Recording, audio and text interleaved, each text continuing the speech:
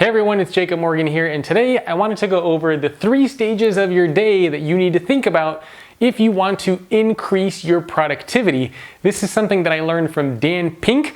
Before I jump into what these are though, please remember to subscribe to the YouTube channel, leave a comment, a like, whatever you want to do. Let me know you're watching. I appreciate the support very, very much.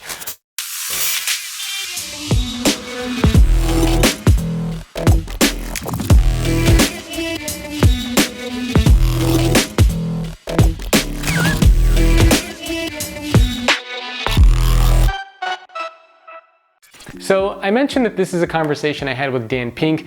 He's been a guest on my podcast. You can check it out at futureofworkpodcast.com. And you can also check out his book called When, and I believe the subtitle is called The Scientific Secrets of Perfect Timing or something along those lines. Great book. I had the opportunity to read it. Lots of wonderful, wonderful insights in there. But today, I wanted to share what I thought, at least for me, was a very, very helpful, wonderful piece of insight. And that is about understanding the 3 stages that we all go through in our days. Now, we all go through these stages at different times, but the stages themselves are consistent. The stages are the peak, the trough, and the recovery. And so the way that you want to think about these things, the peak is when you have your energy, that is when you're ready to go, you can accomplish anything. This is a time when you want to go through those tough tasks, the things that you've really been putting off. Maybe you're writing a book, maybe you're working on a big presentation, a huge client project. So that is what you want to do during the peak. The trough is when you are just, you're out. You're zoned out. You're mentally checked out. You're just kind of pulling through the day. You're very sluggish. You're not really present. We all have that during the day, believe it or not. And this is the stage where you want to focus on the administrative tasks, the drone work, things that don't require a lot of cognitive energy, cognitive effort. And then we have the recovery. The recovery is, for most people, they get this in the late afternoon, in the evenings, and this is where you want to focus on, your mood is usually up in the recovery. You might be, cognitively, you're not as sharp as you are here, but you're in a good mood. So here, Dan Pink recommends you want to focus more on tasks that are good for insight. So maybe things that are creative, maybe things, coming up with ideas, brainstorming topics, things of that nature. So I'll walk you through these 3 as how they pertain to me because it shapes the way that I work and the way that I structure my day. So the peak for me, I'm not a morning person. So usually what happens, I'm up at around 7-ish in the morning. I go for a walk with the dogs and I exercise. I don't do work in the morning because my brain is just not turned on. So I exercise, I go on the bike, I do weights, and then I eat something, shower, and only then am I ready to start the day. And this is usually at around 10 in the morning before I'm actually ready to start the day. And at that point, that is when I'm at my peak. That's when I'm like, I'm ready to go. I feel like I can do anything. And that's when I give myself the hard projects. If I'm working on a new book, that's where I'm going to do writing. If I have a big presentation that I'm going to be working on, that's when I'm going to be doing my presentation. And the peak for me lasts for a fair amount of time. I get quite a few hours out of the peak. And then we get through the trough. This again is probably mid to late afternoon, I would say.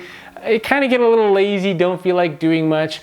This is where I might focus on going through image quotes or reading something that I need to approve, or maybe I'll even just take some time off and do some chess puzzles, right? Just stop thinking about stuff. Well, chess puzzles require thinking, but I mean stop thinking about work-related stuff. And then in the evening, I get my recovery. And sometimes I'll even do work in the evenings.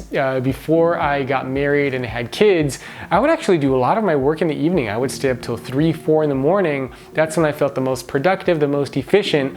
But you can't do that when you're married and you have 2 kids. So I think that my stages of the day have actually changed a little bit because my peak used to be late at night, and I've kind of forced myself to have my peak more in the late morning, early afternoon, and then recovery usually in the evening. Again, might do a little bit of work there. So it's going to be different for you. The important thing for you to understand is When do these things happen for you? Maybe your peak is late at night, maybe it's early in the morning. But once you understand when these things happen for you, then you will get a sense of when you should structure your tasks. So the first thing that I want you to do is to identify for you, when is your peak, when is your trough, when is your recovery. After you identify those things, then you'll know which tasks should you be doing when.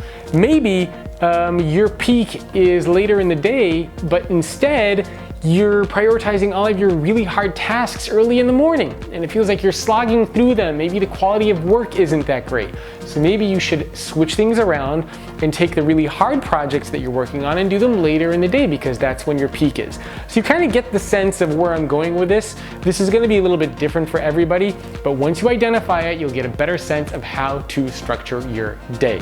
So these are the 3 stages of your day that you need to understand in order to increase your productivity, and I also think your engagement levels as well. We have the peak, the trough, the recovery. I use myself as an example, so hopefully you can apply this to yourself as well. That's it for me. I hope you enjoyed the video. Please remember, grab a copy of Dan Pink's book. A lot of really great insights. It is called When, and you can also listen to our conversation together at futureofworkpodcast.com. And lastly, hey, I would love it if you subscribe to the channel, leave a like, say hello, whatever you want to do, but I love and appreciate the support, and I will see you next time. My new book, The Future Leader, where I interviewed over 140 of the world's top CEOs and surveyed nearly 14,000 employees in partnership with LinkedIn, is now available. You can grab a copy for yourself and your team at getfutureleaderbook.com.